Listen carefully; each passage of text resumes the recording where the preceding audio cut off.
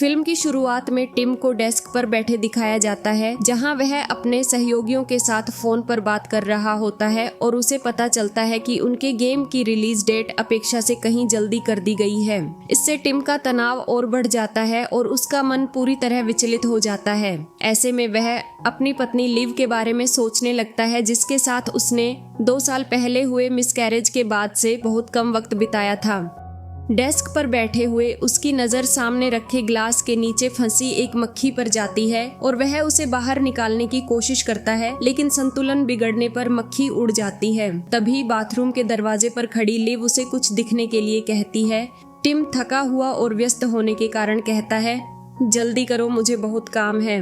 इसके बाद लिव उसे अपने साथ बाहर लेकर जाती है। बाहर रास्ते में वे अपने पड़ोसी एंटोन से मिलते हैं और वहीं उनकी मुलाकात बिल्डिंग के मालिक फ्रेरिडमैन से भी हो जाती है, जो मुस्कुराते हुए उन्हें बताता है कि 3 महीने चली मरम्मत आखिरकार पूरी हो गई है। तभी दूर आसमान में उड़ते हेलीकॉप्टर से धुएं के गुब्बारे उठते हुए नजर आते हैं और फ्रेरिडमैन बताता है कि होफेन सिटी में एक बहुत बड़ी आग लगी है।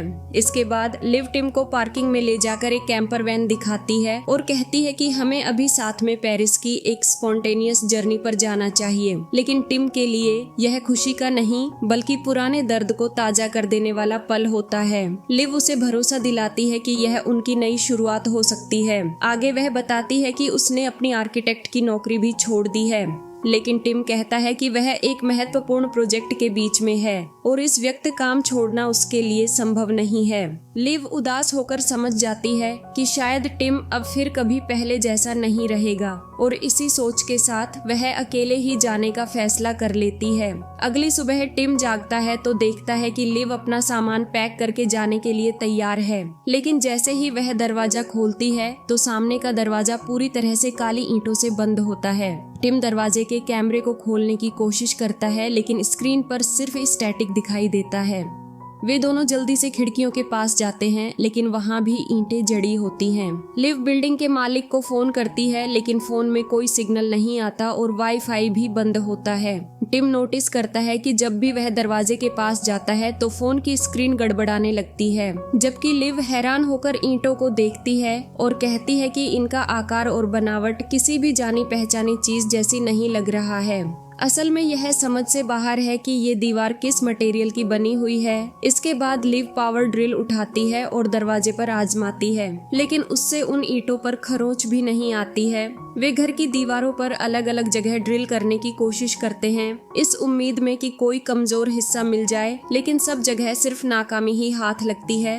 तभी अचानक उन्हें पड़ोस वाले अपार्टमेंट से आवाज सुनाई देती है और वे तुरंत साझा दीवार तक पहुंचकर ड्रिल करना शुरू कर देते हैं। आखिरकार एक छेद बनाकर जब वे दूसरी तरफ झांकते हैं तो वहां उन्हें एक युवा पर्यटक जोड़ा मार्विन और एना दिखाई देते हैं। टिम उनसे पूछता है क्या उनका अपार्टमेंट भी ब्लॉक हो गया है। इस पर एना सिर हिलाती है और बताती है कि जब वह उठी थी तब काली दीवार पहले से वहां मौजूद थी। मार्विन साफ तौर पर डरा और घबराया हुआ लगता है। वहीं एना धीरे से उसे कहती है कि वह कुछ दवाइयां ले ले ताकि उसका दिमाग शांत हो सके। इस पर लिव एना को दिलासा देती है और मुस्कुराते हुए कहती है सब ठीक हो जाएगा। इसके बाद टिम नोटिस करता है कि पानी का नल काम नहीं कर रहा और उन्हें एहसास होता है कि पानी की सप्लाई कट चुकी है। गंभीरता से सोचते हुए टिम लिव से कहता है कि बाहर निकलना इतना मुश्किल नहीं होना चाहिए, बल्कि उन्हें बस ऐसे सोचना होगा जैसे वे किसी गेम के अंदर हैं। यह बात सुनकर लिव भड़क जाती है और वह चिल्लाकर कहती है कि दुनिया की हर चीज उसकी बेवकूफ गेम्स के इर्द गिर्द नहीं घूमती। वह कड़वाहट से आगे कहती है कि यह सब टल सकता था अगर टिम ने बस कल उसके साथ जाने के लिए हाँ कर दी होती, और फिर एक उदास मुस्कान के साथ कहती है अब इससे कोई फर्क नहीं पड़ता क्योंकि वे अब कपल नहीं रहे। यह कहकर वह वहाँ से चली जाती है। गुस्से में टिम अपना फोन दीवार पर दे मारता है। जब फोन जमीन पर गिरकर खड़खड़ाता है तो उसकी नजर वापस दीवार पर जाती है। उसे दिखता है कि फोन का एक छोटा टुकड़ा ईंट पर चुंबक की तरह चिपका हुआ है। उसी वक्त लिव उसके पास आकर अपने गुस्से के लिए माफी मांगती है। टिम चुपचाप कप से एक चम्मच उठाकर दीवार पर दबाता है तो वह भी चिपक जाती है। बिना कुछ कहे दोनों सारे चुंबकीय सामान इकट्ठा करते हैं और उन्हें दीवार से सटाकर रख देते हैं। लिव नोटिस करती है कि 4 ईंटें एक परफेक्ट चौकोर में सजी हैं और उनमें बाकी से कहीं ज्यादा चुंबकीय खिंचाव है। टिम गहराई से देखते हुए कहता है, शायद इसमें किसी तरह इंटरेक्ट करने का तरीका हो सकता है। यह सुनकर लिव के दिमाग में एक आइडिया आता है और वह आसपास की ईंटों से सामान हटाकर उन 4 चौकोर ईंटों पर रख देती है, लेकिन अचानक चीजें कांपने लगती हैं। टिम जल्दी से चिल्लाता है, लिव नीचे झुक जाओ, और तभी चाकू और मेटल टूल्स दीवार से उनकी तरफ उड़ते हुए जाते हैं, जिससे टिम लिव को बचाने के लिए उसके आगे आ जाता है, जिससे वह घायल हो जाता है। लिव उसके घावों का इलाज करती है और उसे बचाने के लिए उसका शुक्रिया अदा करती है। कुछ घंटे बाद उन्हें पड़ोसी के अपार्टमेंट से जोर जोर से चिल्लाने की आवाज सुनाई देती है। टिम उस छेद को बड़ा करके सुरक्षा के लिए एक बैट और पेपर स्प्रे लेकर पड़ोसी के घर में घुसता है। अंदर उन्हें एना बुरी तरह घायल हालत में मिलती है। लिव उसे संभालने में मदद करती है, जबकि टिम मार्विन को ढूंढता है। अचानक मार्विन घबराहट में उस पर झपट पड़ता है, लेकिन तभी लिव तुरंत रिएक्ट करके मार्विन के चेहरे पर पेपर स्प्रे कर देती है। यह देखकर एना उन्हें रोकने को कहती है और समझाती है कि उसके हाथों पर जो खून है वह मार्विन का है, क्योंकि दीवार तोड़ने की कोशिश में उसने गलती से मार्विन को चोट पहुंचा दी थी। वह बताती है कि मार्विन किसी को चोट नहीं पहुंचाना चाहता है, बल्कि उन्होंने नशे की गोलियां ली हुई हैं। इसके बावजूद टिम मार्विन के हाथ बांध देता है। वहां अपार्टमेंट में उन्हें एक लॉक्ड नो एंट्री दरवाजा मिलता है।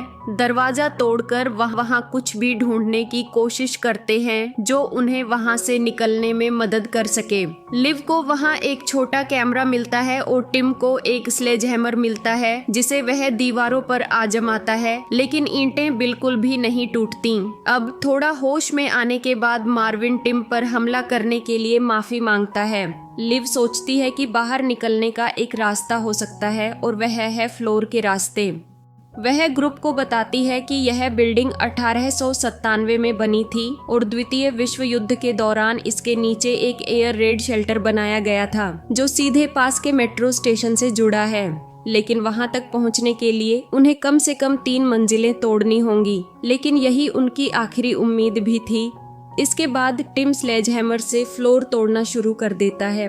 काम करते करते एना आराम से बताती है कि उसने हाल ही में टिकटॉक पर यूएफओ साइटिंग्स के वीडियो देखे हैं।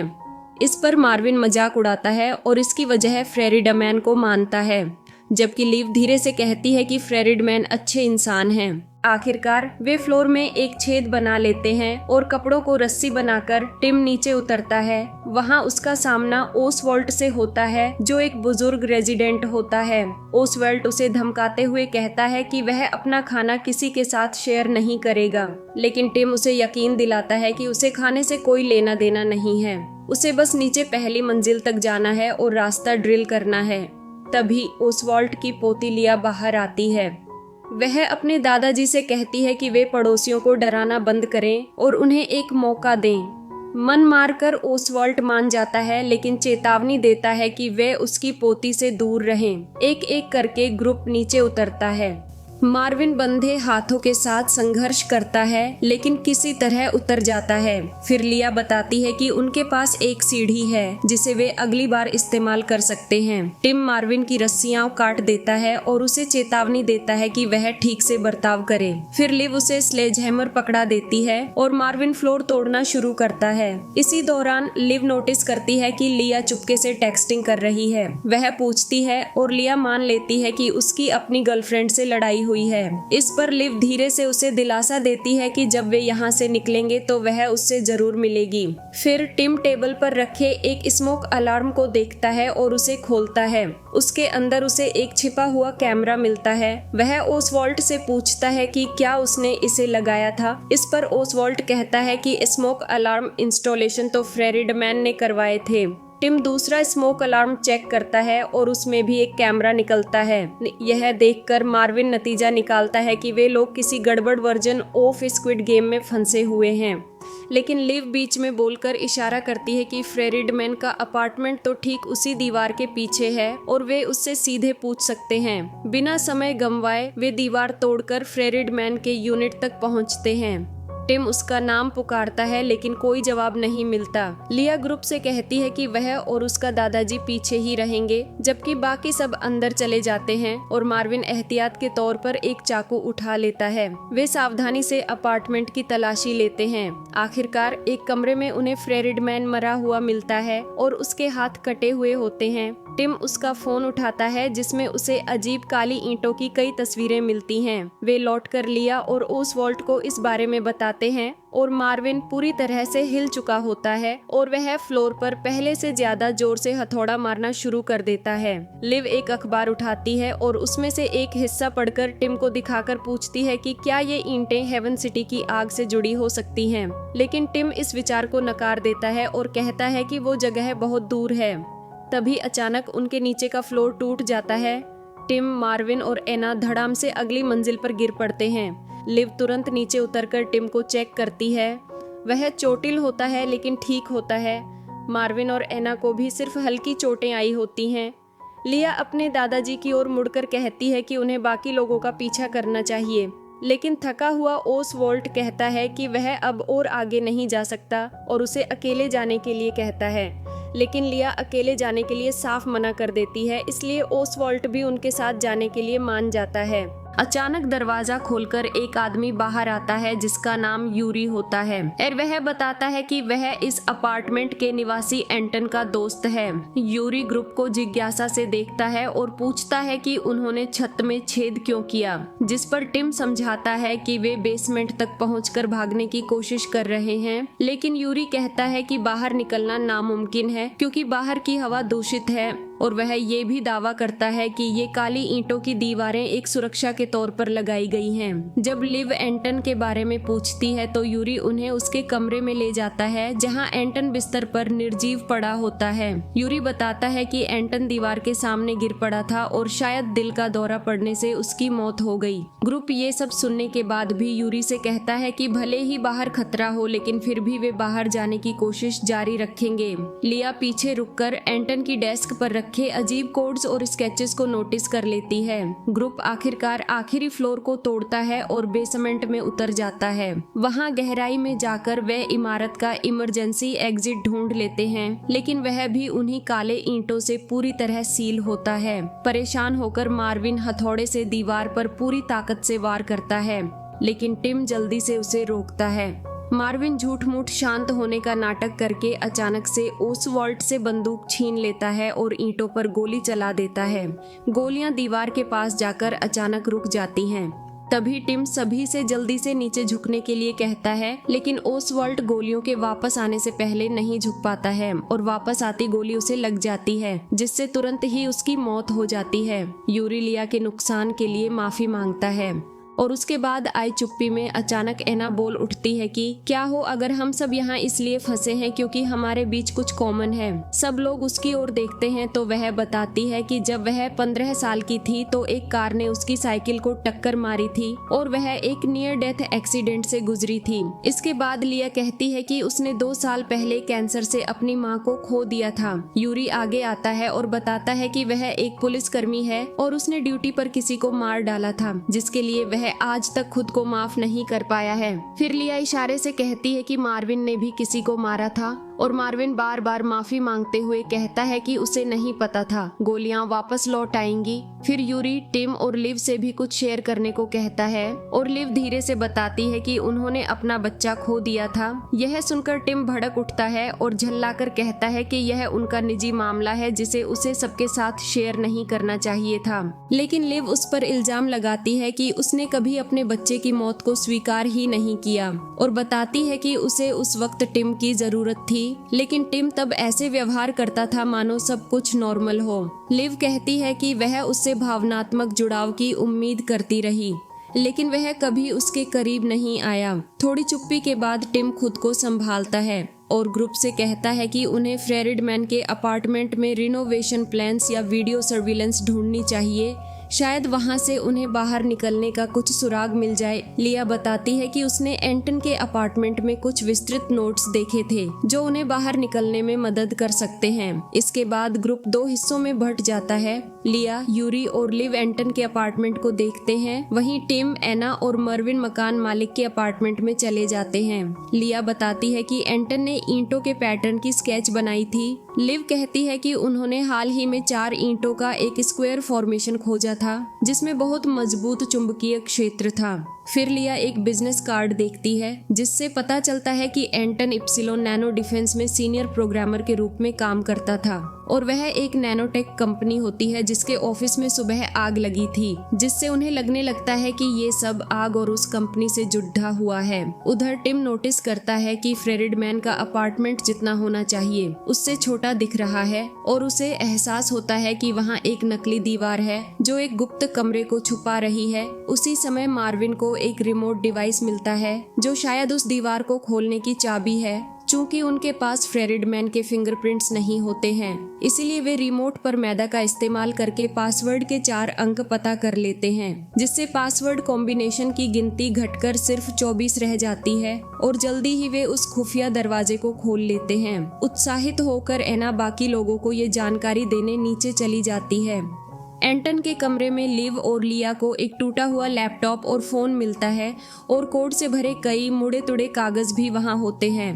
वे यूरी से पूछते हैं तो वह बस इतना कहता है कि आखिर में एंटन पागल सा हो गया था। तभी एना आकर उन्हें टिम की खोज के बारे में बताती है, जिसे सुनकर लिव और यूरी उसके साथ ऊपर चले जाते हैं जबकि लिया पीछे रह जाती है। जब यूरी और टिम उस छुपे कमरे में प्रवेश करते हैं तो उन्हें पता चलता है कि फ्रेरिडमैन ने अवैध सर्वेलेंस कैमरे लगाए हुए थे ताकि वह सभी निवासियों पर जासूसी कर सके। टिम उस फुटेज को देखता है जिस दिन ईंटों ने दीवारों को ढक लिया था, तो उन्हें पता चलता है कि यह लगभग तुरंत हुआ था। उधर लिया एंटन के पास जाती है तो उसके गले पर गला घोंटने के निशान दिखाई देते हैं, जिससे वह सब कुछ समझ जाती है। लेकिन तभी यूरी वहां आ जाता है। ग्रुप को रिकॉर्डिंग देखने पर पता चलता है कि एंटन बेहोश नहीं हुआ था जैसा यूरी ने कहा था, जिससे उन्हें यूरी पर शक होने लगता है और अचानक उन्हें एहसास होता है कि यूरी गायब है। मार्विन उसे ढूंढने का जिम्मा लेता है और हथियार लेकर उसके अपार्टमेंट में चला जाता है। आगे रिकॉर्डिंग से उन्हें पता चलता है एंटन जब अपना फोन लेकर दीवार के पास जाता है तो उन्हें एक अजीब रोशनी की चमक दिखती है, जैसे कोई सेल्फी ले रहा हो, और फिर दीवार के पार से सूरज की किरणें झलकती हैं, जिससे अब साफ हो गया था कि एंटन ने दीवार खोल दी थी। वहीं दूसरी ओर मार्विन जब यूरी के पास पहुंचता है तो वहां उसे लिया निर्जीव जमीन पर पड़ीछी दिखाई देती है और यूरी कुछ पेपर्स को जला रहा होता है। मार्विन को देखकर यूरी उसे कहता है कि ब्लैक दीवार उनकी सुरक्षा के लिए वहां है। वहीं टिम को रिकॉर्डिंग से पता चल जाता है कि यूरी ने ही एंटन को मारा था और यह देखते ही वह गन लेकर जल्दी से एंटन के अपार्टमेंट की ओर जाता है। वहां यूरी ने मार्विन को पक रखा होता है, लेकिन मार्विन और टिम दोनों मिलकर यूरी को काबू कर लेते हैं और उसे बांध देते हैं। इसके बाद टिम बंदूक मार्विन को देकर यूरी पर नजर रखने के लिए कहता है और खुद लिव के साथ स्थिति को समझने की कोशिश करता है। वहां मिले कार्ड से उन्हें इतना तो पता चल गया था कि कंपनी में लगी आग की वजह से ही ऐसा हुआ है। एना कहती है कि वह एंटन के फोन से वीडियो को रिकवर करने की कोशिश करेगी और वह उस काम में लग जाती है। टिम और लिव जले हुए कागजों को जोड़कर कुछ समझने की कोशिश करते हैं। लिव का मानना होता है कि दीवार किसी कोड से बनी है जिसे एंटन ने हैक करके उसे खोल भी दिया था। टिम वहां एक पैटर्न भी नोटिस करता है जिसे वह इंटरवल कोड कहता है, जो एक मोर्स कोड जैसा होता है, लेकिन अधिक जटिल होने की वजह से वो उसे हल नहीं कर पाता है। इसके बाद वे यूरी से पूछताछ करने का निश्चय करते हैं। यूरी होश में आने के बाद उन्हें बताता है कि यह ब्लैक दीवार नैनोटेक कंपनी के द्वारा ही बनाया गया एक डिफेंस सिस्टम है जो परमाणु, जैविक या रासायनिक खतरों से निपटने के लिए सक्रिय होता है और बाहर कोई बड़ा खतरा है जिसकी वजह से ये सिस्टम एक्टिवेट हुआ है। लिव सवाल करती है कि अगर बाहर का माहौल दूषित था तो एंटन बाहर जाने की कोशिश क्यों कर रहा था। यूरी कहता है कि एंटन को लग रहा था कि यह आग लगने से सिस्टम में हुई गड़बड़ी की वजह से हुआ है और इसीलिए वह बाहर जाकर इसकी जांच करना चाहता था। अचानक एना चिल्लाती है कि उसे फुटेज मिल गई है और उसमें वे देखते हैं कि एंटन दीवार खोलने के लिए एक ऐप प्रोग्राम कर रहा था। टिम को समझ आता है कि यह इंटरवल कोड नहीं बल्कि एक ऑप्टिकल कोड है, जैसे QR कोड, जिसे फोन से पढ़ा जा सकता है। वे एंटन का फोन लाते हैं और टिम डेटा को रिकवर करके उसे एना के डिवाइस में ट्रांसफर करता है। इसके बाद तीनों दीवार के पास जाते हैं और मार्विन यूरी पर नजर रखता है। टिम ऐप के जरिए ईंटों को स्कैन करना शुरू करता है और स्क्रीन पर आए 4 स्क्वायर को टैप करता है, जिससे फोन की फ्लैश टिमटिमाती है और दीवार तरल जैसी होने लगती है।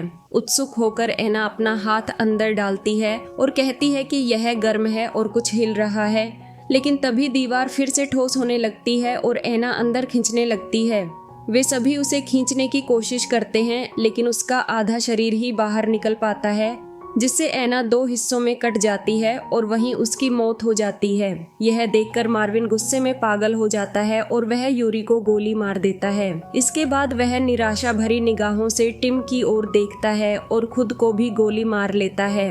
अब वहाँ सिर्फ लिव और टिम ही बचे थे। कुछ घंटे बाद टिम लिव से माफी मांगता है और कहता है कि जब उसे उसकी जरूरत थी तब वह उसके साथ नहीं था। वह यह भी कहता है कि उसे लिव की सबसे पसंदीदा बात उसका अडिग रहना लगता है, क्योंकि उसने उसका साथ तब भी नहीं छोड़ा था जब वह भावनात्मक रूप से टूट चुका था। लिव कहती है कि जब आप किसी से प्यार करते हो तो ऐसा ही करते हो। इसके बाद वे दोनों फिर से समझने की कोशिश करते हैं कि उनसे कहाँ गलती हो रही है। इस बार टिम नीचे से कोड टैप करना शुरू करता है, लेकिन लिव उसे रोकती है और कहती है कि वह फ्लैशेस पर ध्यान दे। वह नोटिस करती है कि हर स्क्वायर को प्रेस करने पर फ्लैश के नंबर अलग होते हैं, न जैसे पहले स्क्वायर पर एक फ्लैश था और दूसरे पर 4। इसके बाद वे फिर एंटन के वीडियो को देखते हैं, जिससे उन्हें सही पैटर्न समझ आ जाता है। जैसे ही वे इसे आजमाने वाले होते हैं, तभी अचानक से यूरी उन पर हमला कर देता है। असल में वह गोली लगने के बाद भी जिंदा बच गया था। टिम और लिव उससे बचते हुए वहां से भागने लगते हैं और मौका पाकर टिम यूरी को नीचे धकेल देता है। इसके बाद बिना वक्त गंवाए वे दोनों एयर रेड शेल्टर की ओर भागते हैं। टिम दरवाजे पर यूरी को रोकने की कोशिश करता है और लिव से दरवाजा खोलने के लिए कहता है। इस बार लिव सही पैटर्न फॉलो करती है, जिससे दरवाजा खुल जाता है। वहीं दूसरी ओर यूरी टिम पर हावी हो जाता है और उसे मारने वाला होता है, लेकिन तभी लिव हथौड़ा उठाकर यूरी के सिर पर मारती है और टिम की जान बचा लेती है। इसके बाद जब वे दोनों अपार्टमेंट से बाहर निकलते हैं तो देखते हैं कि आसपास की सारी इमारतें अब काली ईंटों की दीवारों से ढकी हुई हैं। वे एक वैन में बैठकर वहां से निकल जाते हैं। वहीं रेडियो पर प्रसारण हो रहा होता है कि ईंटों की दीवार वाला डिफेंस सिस्टम आग से हुई गंभीर खराबी की वजह से सक्रिय हो गया है और अधिकारी अब भी इस बात की जांच कर रहे हैं कि यह आग प्राकृतिक थी या किसी साजिश के तहत ऐसा किया गया था। और इसके साथ ही यह मूवी खत्म हो जाती है। अगर आपको हमारा ये मूवी एक्सप्लेनेशन अच्छा लगा हो तो इस वीडियो को लाइक और शेयर कर देना और ऐसे ही अन्य वीडियोस के लिए इस चैनल को सब्सक्राइब कर लेना। धन्यवाद।